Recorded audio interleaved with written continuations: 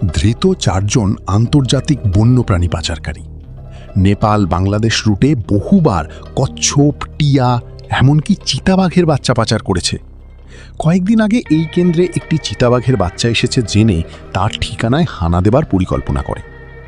তবে ওরা জানতই না যে সেদিন রাতে চৌবে সাহেবের ছাদ থেকে তাদের ঘোরাঘুরি চোখে পড়বে, আর সেই সামান্য ঘটনাই গড়ে দিল পুরো অপরাধের জাল।